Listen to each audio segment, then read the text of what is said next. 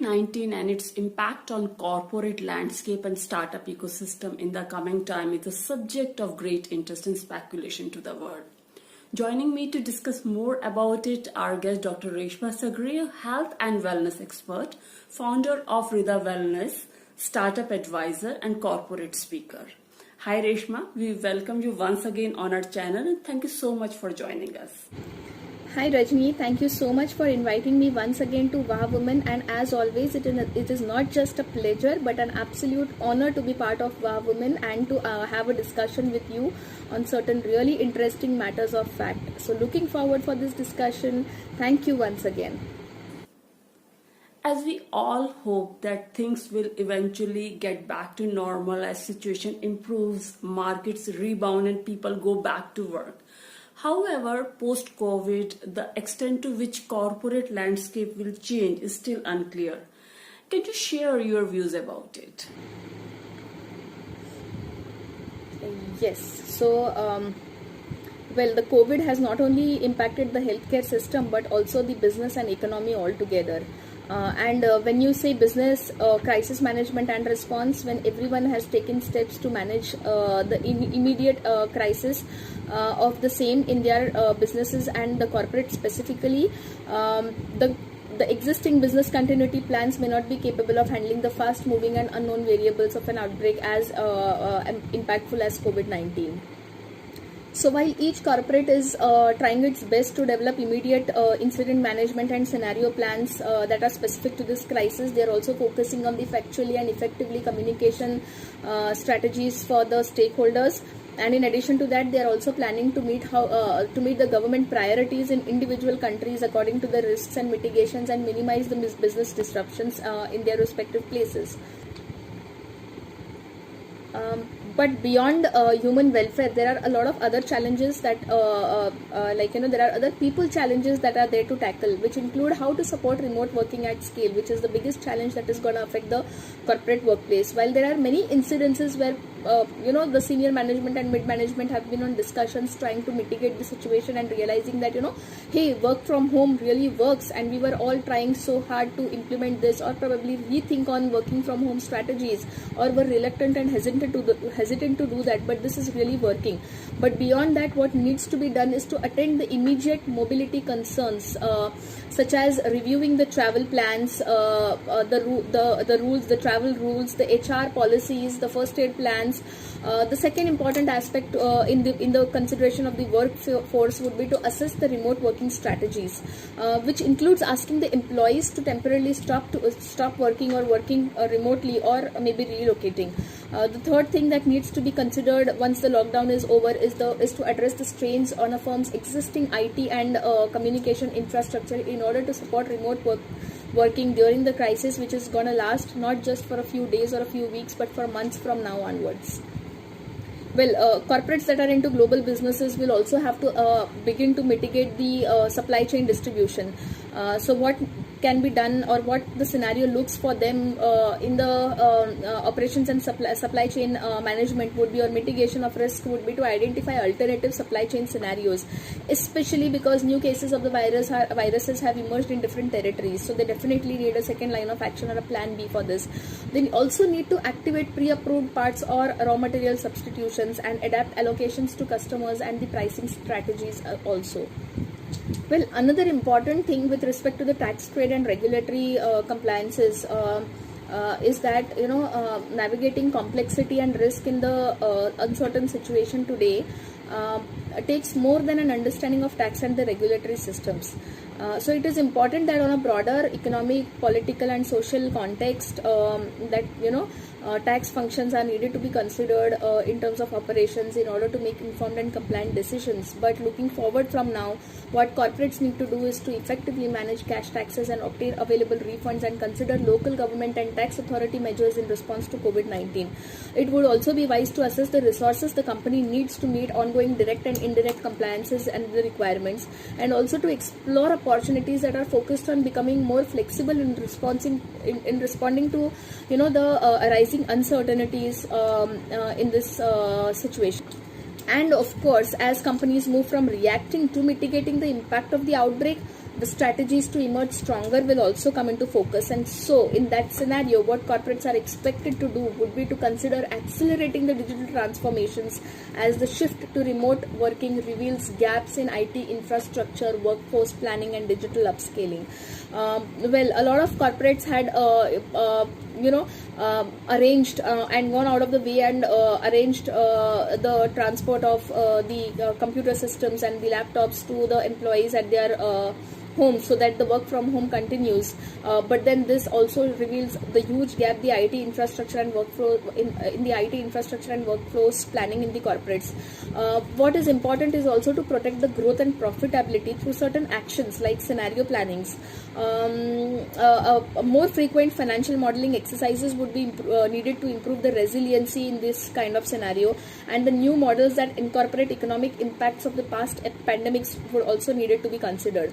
And trust me, it's not just improving the resiliency, but also the adaptation that matters in this scenario when they all resume work post-COVID situation. So taking the pulse of the customers, because consumer behaviors will have changed drastically. Thinking through the long-term considerations around the shift in the core markets or business models as a result of the pandemic is all that would sum up how corporates would respond to the COVID situation once the lockdown is lifted, and what the corporate scenario should look hereafter. Reshma, it is believed that ventures backed up by investors and bootstrapped startups, either pre-launch or in their initial stages, the coronavirus situation may necessitate a shift in strategy. Do you agree with this?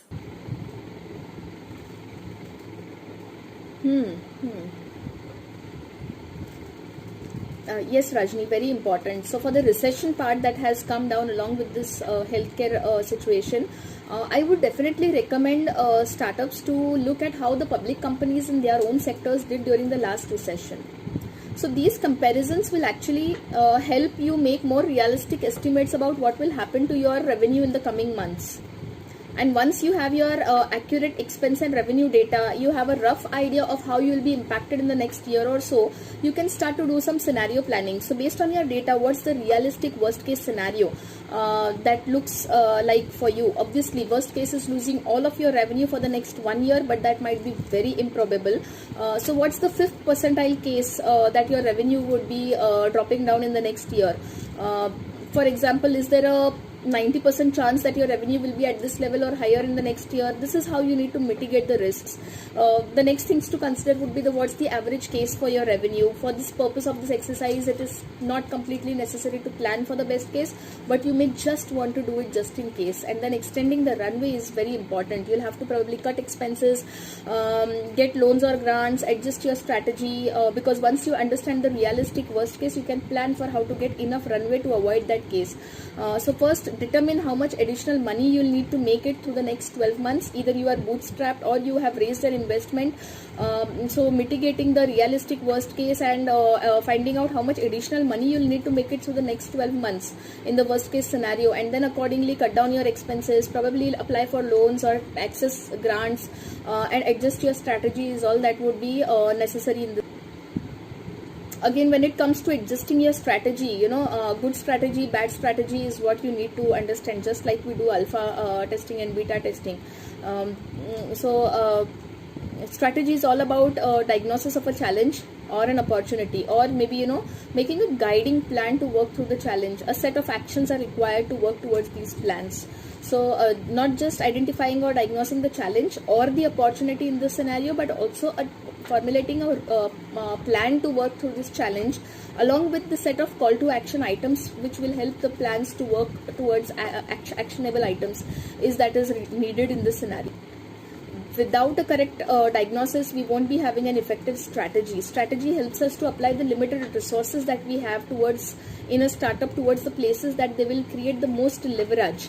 So think about it, how your customers might shift in the next year. The consumer behavior, the consumer pattern is all that needs to be studied. For example, if your company does something related to deliveries, will the delivery spike in the will there be a spike in the delivery? How might shelter in place and impact on the recession to change this demand? On the other hand, if your business is related to restaurants, then how long might the lockdown last, and Post lockdown, how would the spending patterns of consumers change? These are some things that need to be considered. Also, I think there is an effective communication strategy that needs to be planned and implemented. Like, just don't leave your consumers. Communication is the key in this critical situation. A very clear communication of how your business will be impacted to the consumers, giving benefits to the people that are affected by COVID-19, helping your community stay connected, making them feel that you are still connected with them. You've not just gone invisible. This kind of clear and transparent communication is very important to be sent to your consumers and customers, because people may rely on your services day to day, and being proactive in messaging will help you to build that trust. It is very much possible for startups, bootstrapped as well as investor supported startups to actually navigate through this pandemic very effectively and efficiently by helping our teams and our customers both to navigate.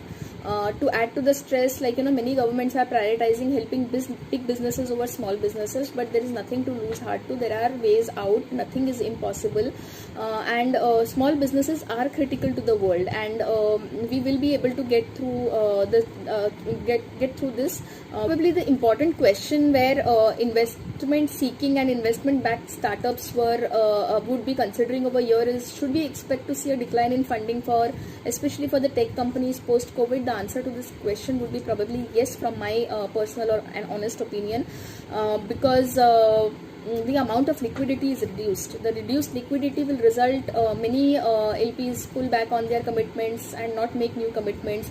VCs will also focus on their current investments and ensuring how to reach sufficient cash flow to see out the crisis. So new investments would be a difficult scenario in this case, and it will be very difficult for entrepreneurs to raise capital, and where there is an opportunity to raise, the term sheets will be at very low valuations, and then the term are used to, and the next many months and a few years are definitely going to be a buyer's market and not a seller's market. Do you think bootstrapping would take front seat in coming time, as it remains the only viable option to many startups? Again, businesses highly dependent on the supply chain management would be a risk in the coming 1 or 2 years, because anytime the supply chain goes for a toss, anytime a lockdown is imposed and manufacturings are stalled or supply chain is stalled, the consumers would take a direct hit, and these are the businesses that would be impacted. So again, a very strategic, innovative and tech adapted solution is something that would definitely necessitate the success of a startup, which is bootstrap. So because since you're bootstrapping, you would definitely not want a lot of your money to go down the drain because of certain situations that are not in your control. So having a strategy, assessing and mitigating the risks, and having a strategy in place to do so with respect to how much impact would the scenario outside or beyond your control would have on your production, on your deliverables, would make a huge difference on helping the startups that are bootstrapped necessitate the station in this kind of situation.